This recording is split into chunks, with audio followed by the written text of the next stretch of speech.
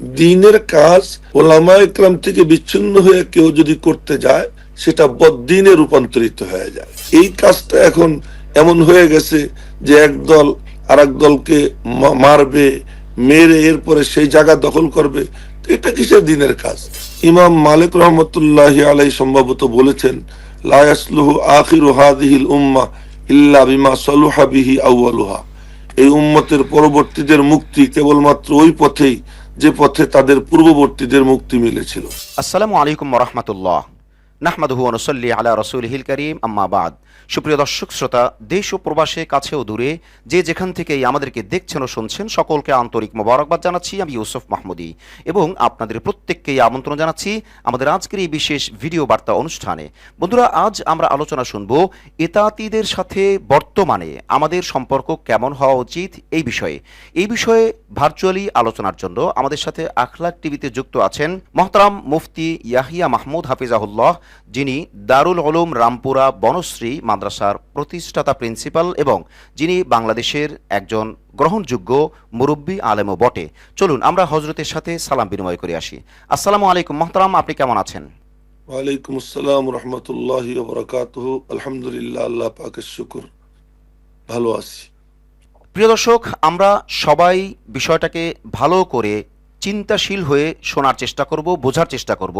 যেহেতু বিষয়টা আলেমদের সাথে জড়ানো, বিষয়টা মাসআলার সাথে জড়ানো, বিষয়টা অনেক ক্ষেত্রে ঈমান ও আকীদার সাথে জড়ানো, অতএব এই বিষয়কে অন্য 5টা কন্টেন্টের মতো গুরুত্ব দিলে হবে না। এটাকে সর্বোচ্চ গুরুত্ব দিয়ে শুনতে হবে, বুঝতে হবে। আপনি না বুঝলে আপনার আশেপাশের আলেমদের থেকে আপনি সহযোগিতা নেবেন। আমরা এক্ষুনি হজরতের কাছ থেকে গুরুত্বপূর্ণ আলোচনা শুনবো ইনশাআল্লাহ।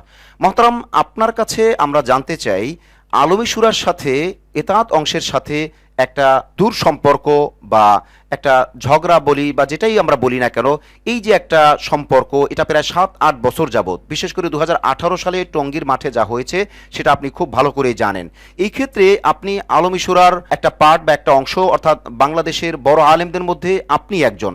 তো এই ক্ষেত্রে আমরা, অর্থাৎ বর্তমানে ইতাআতীদের সঙ্গে বা ইতাআতী আলেমদের সঙ্গে, অর্থাৎ টোটালি ইতাআতী প্ল্যাটফর্মের সঙ্গে আমাদের সম্পর্কটা কেমন হওয়া চাই, এইটা একটু আপনি যদি আমাদেরকে বলতেন। ধন্যবাদ।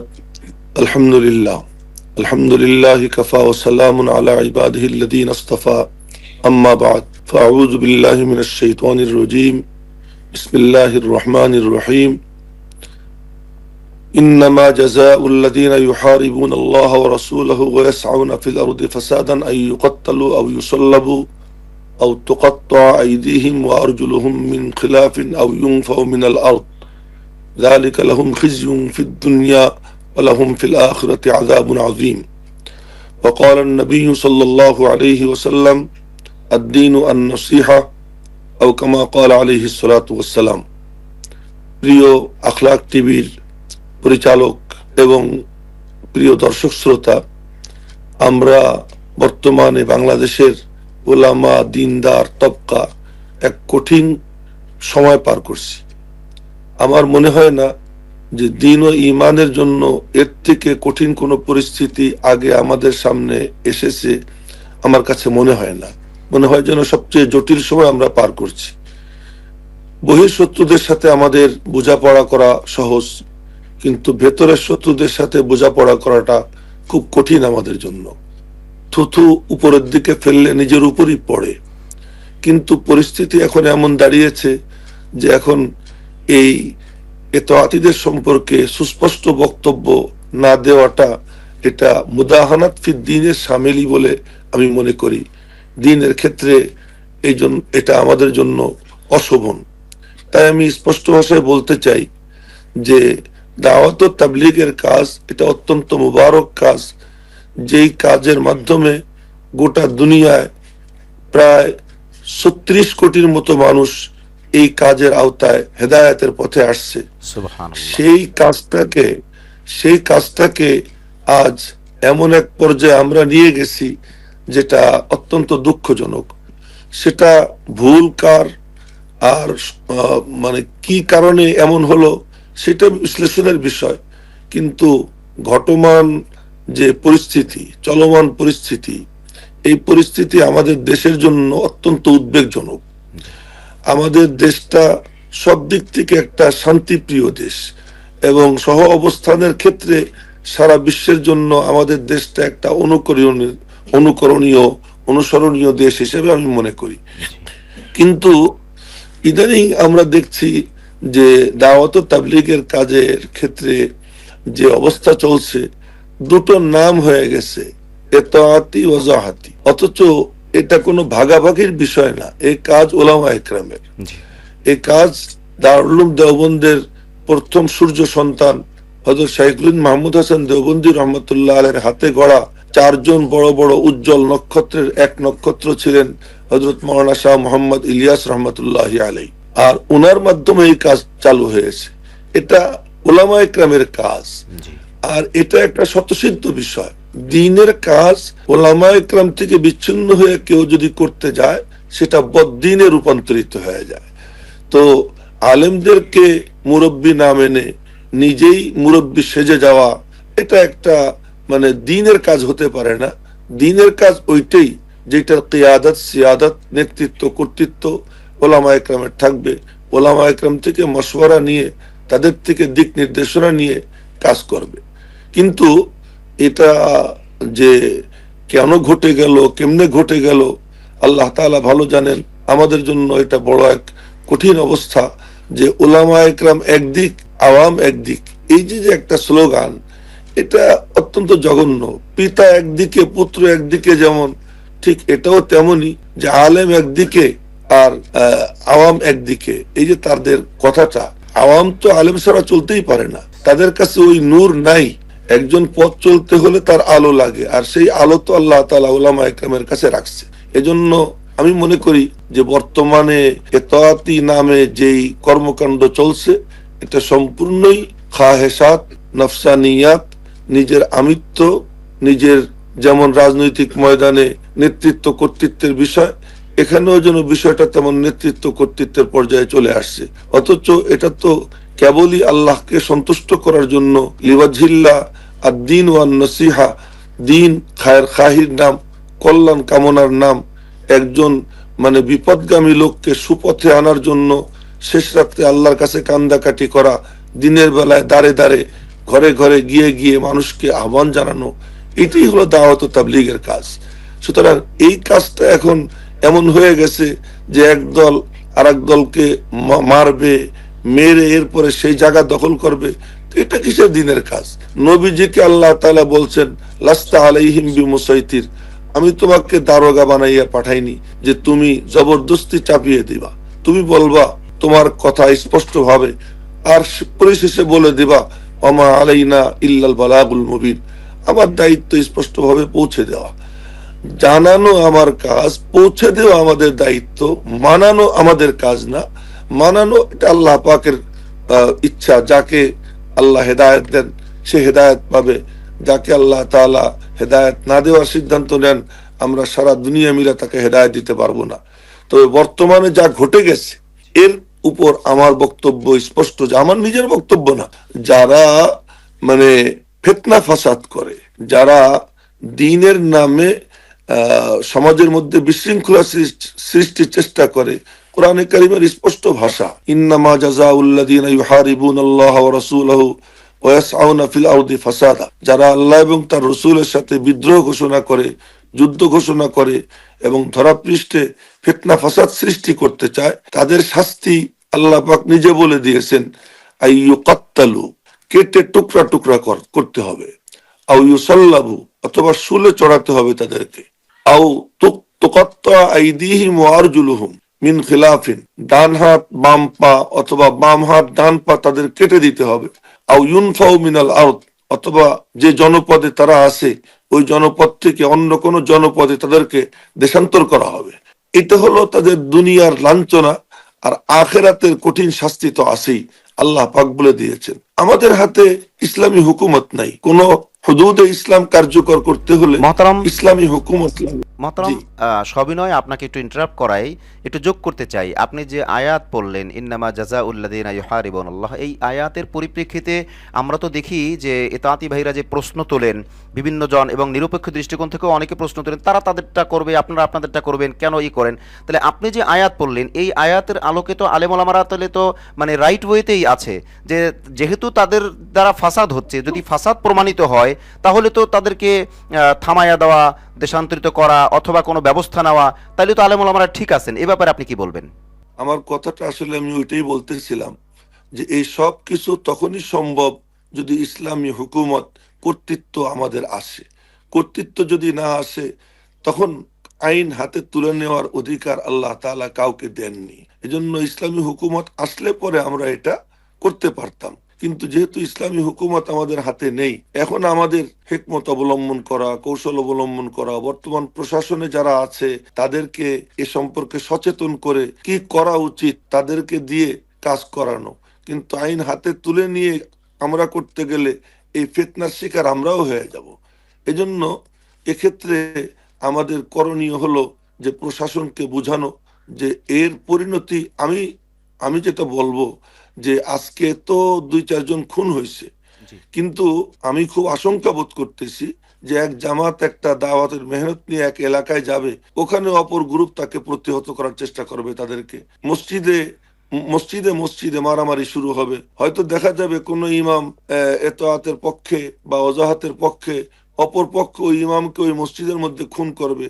মসজিদে নামাজরত অবস্থায়, আল্লাহ না করুক, যেমন অন্য অন্য বিভিন্ন দেশে ঘটে থাকে, সে নামাজের মধ্যে নামাজরত অবস্থায় তাদের উপরে হামলা হবে। এমন কঠিন পরিস্থিতির মুখোমুখি হওয়াটা সুদূর, খুব সুদূরে না, আমার মনে হয় খুবই নিকটে যদি এরকম চলতে থাকে। এজন্য আজই এর লাগাম টানার জন্য সকলে সম্মিলিতভাবে উদ্যোগ নেওয়া উচিত। প্রশাসন এবং বিজ্ঞ ওলামা একরাম এবং দিনদার তবকা সকলের সম্মিলিত প্রয়াসেই কেবলমাত্র এই অবস্থার প্রতিহত করার আমরা একটা বাস্তব ভিত্তিক পদক্ষেপ নিতে পারি, এটা আমি মনে করি। মাশাআল্লাহ, আলহামদুলিল্লাহ, আপনি চমৎকার বলেছেন। আল্লাহ পাক আপনাকে উত্তম বারাকা দান করবেন। আমরা অভিভূত আপনার এই কথায়। আমরা বিশেষ করে একটা ব্যাপার আমার কাছে এত বেশি গুরুত্বপূর্ণ, ইম্পর্টেন্ট মনে হয়েছে যে আমরা আপনাকে জানি বাংলাদেশে আপনি একজন প্রথম শ্রেণীর আলেম, কিন্তু আপনি আইন সম্পর্কেও এতটা জানেন সেটা আমি ওইভাবে খেয়াল করিনি, যে জায়গায় জায়গায় যদি আইন হাতে তুলে নেওয়া হয় তাহলে যে ঝামেলা হতে পারে, এইটা মাথায় রেখে কিন্তু আমাদের দায়িত্বশীলদের চলতে হবে। এবং ওনারা যারা আছেন ওনারাও যাতে ফিতনা ফাসাদ করে নিজেদের প্রতি বিপদ ডেকে আনা অথবা মসজিদ বাড়ি কাজের মধ্যে ব্যাঘাত ঘটানো অথবা কোনো ঝামেলা না করা, এটা ওনারাও যাতে, আজকে যে ঘটনা ঘটেছে তাতে ওনাদের নামে মামলা হয়েছে, এখন তো এই যে মুফতি মুয়াজ বিন নূর গ্রেফতার হয়েছে, এরকম হয়তো আরো কেউ গ্রেফতার হবেন, অনেকে আতঙ্কের মধ্যে আছে। তো দাওয়াতি কাজের মধ্যে তো এগুলির সাথে তো ন্যূনতম কোনো সম্পর্ক নাই, এখন তো এটা দুনিয়াবি কাজের মতো হয়ে গেছে। তো সেই হিসেবে আপনি যে নসিহা দিলেন, আলহামদুলিল্লাহ সুম্মা আলহামদুলিল্লাহ, আমি মনে করি এর চাইতে বেশি কথার প্রয়োজন নাই। তারপরেও আপনার কাছ থেকে আমরা আরেকটু আশা করব যে মসজিদ ওয়ারি কাজগুলোতে আমাদের কর্মসূচিটা মানে আপনার জানা মতে বা আপনার খেয়ালে এখন কি হতে পারে, আমরা কি করতে পারি? মসজিদওয়ারি কাজ হযরত যেভাবে হযরত এইখানে একটু একটু যোগ করা দরকার। আপনি দেখেছেন গতকালকে জুমার পরে সারা বাংলাদেশ থেকে প্রায় মসজিদ বা প্রায় জায়গা থেকেই আমিও দেখেছি বিভিন্ন জায়গায় মিছিল, মিটিং, প্রতিরোধ, প্রতিবাদ সভা, প্রতিবাদ মিছিল, বিভিন্ন কিছু হয়েছে। তার মানে দেশ কিন্তু এখন এই ব্যাপারটাতে মোটামুটি একটা উত্তাল। তো সেই হিসেবে আমাদের এখন আসলে করণীয় কি, যেটা আপনি বলছিলেন? যে আমি মনে করি যে যে কাজের যে নীতি, ওই নীতি থেকে বিচ্যুত হলে ওই কাজের রুহানিয়ত নুরানিয়ত থাকে না। বেশক। রাজনৈতিক এবং অন্যান্য যে সমস্ত বিষয় আছে এইগুলোর মানে ক্ষেত্রে যে সমস্ত কর্মসূচি, দাওয়াত ও তাবলীগের ক্ষেত্রেও একই ধরনের পদ্ধতি অবলম্বন, এটা দাওয়াত ও তাবলীগের মেহনতের পক্ষে আসবে না, বরং এর রুহানিয়ত নুরানিয়ত নষ্ট করে দিবে। এজন্য আমি আগেই বলছি যে প্রশাসন, বিজ্ঞ ওলামা একরাম এবং দিনদার তবকার মধ্যে যারা সমঝদার, দাঁড়িয়ে দিন যারা, সকলে সম্মিলিতভাবে বসে এর জন্য কি করণীয় সেই পদ্ধতি নির্ধারণ করা, সিদ্ধান্ত নিয়ে সেই অনুযায়ী কাজ করা। ইমাম মালিক রহমতুল্লাহ আলাই সম্ভবত বলেছেন, লা ইয়াসলুহু আখিরু হাযিহিল উম্মাহ ইল্লা বিমা সালুহা বিহি আউয়ালুহা। এই উম্মতের পরবর্তীদের মুক্তি কেবলমাত্র ওই পথেই যে পথে তাদের পূর্ববর্তীদের মুক্তি মিলেছিল, সফলতা মিলেছিল। তা আমরা আমাদের আকাবিরের উসুল থেকে সরে গেলে, আরেকটা কথা আমি খুব দুঃখের সাথে বলবো, সেটা হলো যে আমার নবীজি জীবনে কোনোদিন অশোভন উক্তি তার জুবান দিয়ে বের করেননি, আল্লাহ তাআলা বের হতে দেননি। জি তার জুবান বড় পবিত্র ছিল। আমাদেরও নবীজির বৈশিষ্ট্য ছিল কানা হাইয়িনান লাইয়িনান করিবান সাহলান। তিনি সহজ ছিলেন, নরম ছিলেন, সকলের কাছাকাছি ছিলেন, তার কাছে পৌঁছাটাও সহজ ছিল। কিন্তু তিনি আবার কঠিনও ছিলেন। কঠিন যখন হওয়ার সুযোগ আসছে, এবং তখন তার কাঠিন্য এটাও সবচেয়ে সবচেয়ে কঠিন তিনি ছিলেন। খানায় কাবার গিলাফে ঝুলন্ত অবস্থায় ওখানেই তাকে হত্যা করতে বলছেন আব্দুল্লাহ ইবনে খাতাল মুতাআল্লিকুন বিআস্তারিল কাবা। এই কথা যখন নবীজির কাছে আসছে বলছেন উকতুলহু হুনাকা। আবার উকলু উরাইনার এক কাহিনী আছে হাদিসে, আপনারা জানেন, সেখানে নবীজির রাখালকে যখন হত্যা করলো ওই কয়েকজন মানে দুষ্কৃতিকারী, তখন নবীজি তাদের চোখ ফুঁড়ে দেওয়ার ব্যবস্থা করেছেন, এবং তাদেরকে তড়পাইতে তড়পাইতে ওই মরুভূমিতে তারা মরছে, পানি চাইছে, তাদেরকে পানি দেওয়া হয় নাই। এটা সব হাদিসের কিতাবে আছে, জি আমি বিস্তারিত এটা বলা দরকার মনে করি না। তো নবীজি আরহামুন নাস, আবার আসাদুন নাস, জি মানুষের মধ্যে সবচেয়ে সবচেয়ে তিনি নরম। আবার যারা দ্বীনের দুশমন তাদের ব্যাপারে তার থেকে কঠিন কেউ ছিলেন না, এবং কিয়ামত পর্যন্ত তার থেকে কাঠিন্য কেউ প্রদর্শন করতে পারবেন না। কিন্তু এই সব কিছুর জন্য দরকার যেটা, সেটা হলো যে আমার তো ওই পাওয়ার আসতে হবে। পাওয়ার আসার আগে আইন হাতে তুলে নেওয়ার অধিকার কারো নেই। জি আমি বলবো যে আমি খুন করে ফেলবো, আমি ডাক দিব লোকজনকে তোমরা খুন করো, তাদেরকে মারো, তাদেরকে পিটাও, তাদেরকে প্রতিহত করো। তা আমি তো ময়দানে হুঙ্কার দিয়ে কিছু লোককে উত্তেজিত করে ফেললাম, কিন্তু এই লোকগুলো এই বেআইনি পদক্ষেপ নিলে তাদেরকে আহ, আইনের হাত থেকে আমি আপনি বাঁচাবো কি করে? জি এই জন্য আমি এক্ষেত্রে সকলকে উদাত্ত আহ্বান জানাবো, প্রশাসন এবং বিজ্ঞ ওলামা একরাম আর যারা সচেতন দ্বীনের দায়ী, সবাই মিলে সম্মিলিতভাবে বসুক।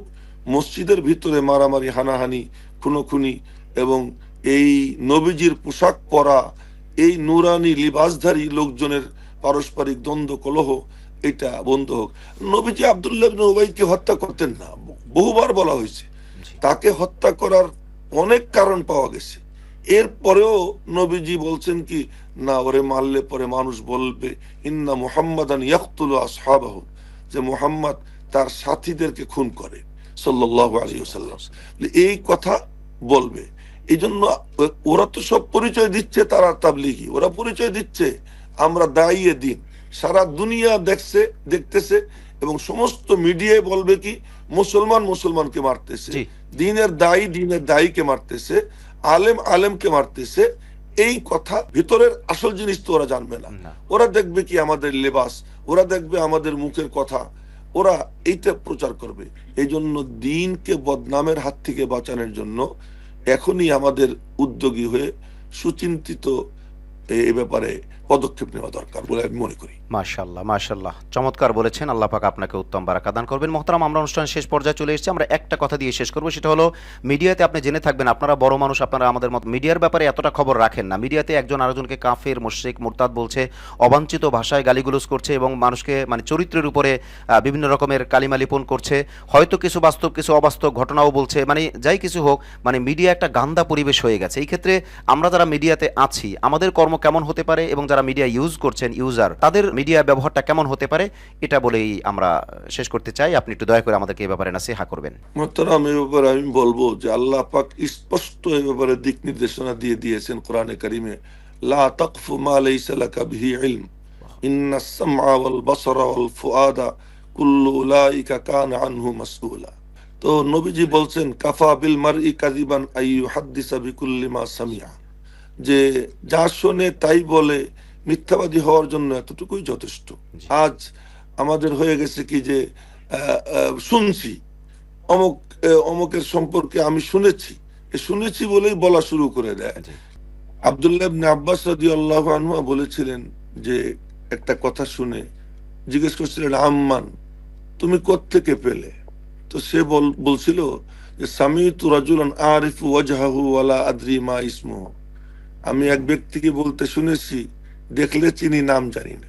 আজ আমাদের মধ্যে এই প্রবণতা শুরু হয়ে গেছে যে একজনের কাছ থেকে শুনছি, কে সে, তার নাম কি, তার বাপের নাম কি, তার পরিচয় কি, লোকটা নির্ভরযোগ্য কিনা, একটু আমরা তদন্তের চেষ্টা করি না, অথচ এসব সম্পর্কে আমাকে জিজ্ঞাসা করা হয়। আরেকটা হলো যে ফতোয়া দেওয়া, কিছু হলেই নাস্তিক, মুরতাদ, এ ব্যাপারে পরিষ্কার হাদিস ওলামা একরাম তো সবাই জানেন যে কেউ যদি কাউকে বলে ইয়া কাফের, এটা যদি বলে তো নবীজি বলছেন ফাকাদ বা বিহি আহাদুহুমা, এটা নিয়ে কোনো একজন ফিরবে, হয় সে ফিরবে নাহলে যে বলতেছে সে ফিরবে। আল্লাহ যদি ওই লোক এই কথার উপযুক্ত না হয় তাহলে এই কথা যে বলেছে কথাটা তার উপরে এসে পড়বে। আল্লাহ আর মিডিয়ার জগতে এখন তো যা চলতেছে এর মধ্যে আমি মনে করি যদি সৎ এবং সততার উপরে এবং মানে হক্কানিয়তের উপরে টিকে থেকে কেউ মিডিয়া চলতে পারে, বর্তমান জামানার জন্য এটা জিহাদ।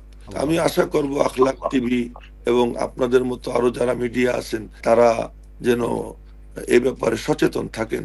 কোন রকম কোন ব্যক্তির চরিত্র হনন এর কোনো কথা পেলেই, এমনিতেই সোশ্যাল মিডিয়া হলো এক মিথ্যার বেসাতির জায়গা, জি যে যত মিথ্যা আছে, যত মানে অপশব্দ আছে, এদের ভাষা এত নিকৃষ্ট, আমি মাঝে এখন আমি ফেসবুক দেখি না, জি ভাষা এত নিকৃষ্ট মনে হয় যেন কোনো মানে সৎ পিতার ঘরে জন্মই হয় না এদের, এরকম আমার মনে হয়। আমি কথাটা খুব মানে, যদিও আমি কথা খোলামেলা বলি জি এবং অকপট আমার বলাটা, এই জন্য বললাম যে ওই জাতীয়, এই জন্য আমি ফেসবুকের জগৎটা ছেড়ে দিয়েছি। আমার উস্তাদ মুফতি সাইদ পালনপুর রহমতুল্লাহ আলাই উনি বলছেন যে मैं अखबार नहीं पढ़ता, मैं अखबार देखता ही नहीं हूँ।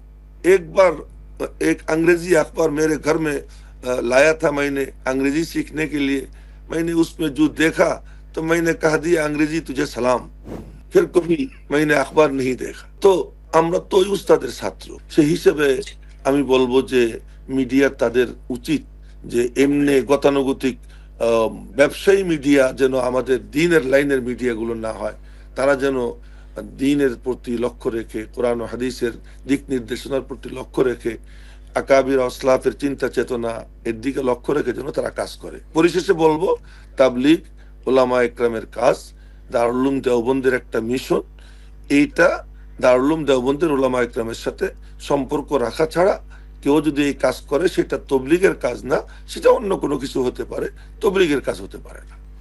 মাশাআল্লাহ মাশাআল্লাহ, চমৎকার, জাযাকুমুল্লাহ, আল্লাহ পাক আপনাকে উত্তম বারাকা দান করবেন। মোহতারাম, আপনি চমৎকার আলোচনা করেছেন। প্রিয় দর্শক, এতক্ষণ পর্যন্ত আমরা আলোচনা শুনছিলাম যে ইতাআতি অংশ অথবা নিজামুদ্দিনের অনুসারীদের সাথে আমাদের অন্তত বর্তমান হালাতে সম্পর্ক কেমন হওয়া চাই, এক্ষেত্রে মসজিদ ওয়ারি কাজের ব্যাপারে, সামাজিক লেনদেনের ব্যাপারে এবং ওনাদের কর্মধরন, আমাদের কর্মধরন, সমস্ত কিছুর ব্যাপারে যথেষ্ট গুরুত্বপূর্ণ আলোচনা করছিলেন মুফতি ইয়াহিয়া মাহমুদ হাফিজাহুল্লাহ, যিনি দারুল উলুম রামপুরা বনশ্রী মাদ্রাসার প্রতিষ্ঠাতা প্রিন্সিপাল ও যিনি বাংলাদেশের একজন মুরব্বী আলেমও বটে।